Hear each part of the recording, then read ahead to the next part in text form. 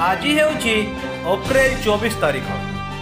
ଆଜିର ଦିନକୁ ଜାତୀୟ ପଞ୍ଚାୟତି ରାଜ ଦିବସ ଭାବରେ ପାଳନ କରାଯାଇଥାଏ।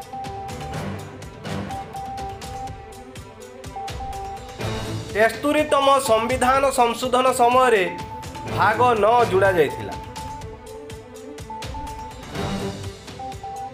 ଯାହାର ଅନ୍ତର୍ଗତ ପଞ୍ଚାୟତି ରାଜ ବ୍ୟବସ୍ଥା ଆସିଥାଏ। आधुनिक भारतर तत्कालीन प्रधानमंत्री पंडित जवाहरलाल नेहरू प्रथम करी 1959 मसीहा अक्टोबर 2 तारिख राजस्थान नागौर जिला अंतर्गत बागड़ी ग्राम रे आरंभ करथिले।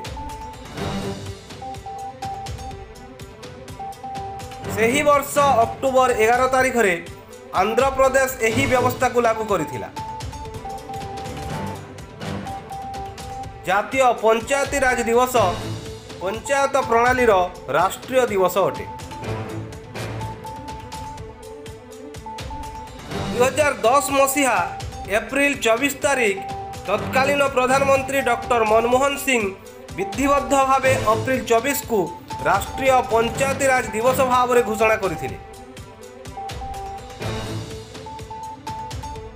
सही दिनरू एप्रिल 24 को सारा देश में राष्ट्रीय पंचायती राज दिवस भाव में पालन करा जाउछि।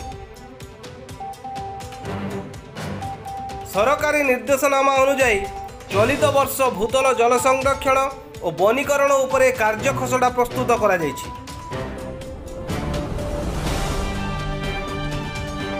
कलाहांडी जिलार 13 गोटी पंचायत समितिर समस्त ग्राम पंचायत रे स्वतंत्र ग्राम सभा होइथिबा सूचना मिली।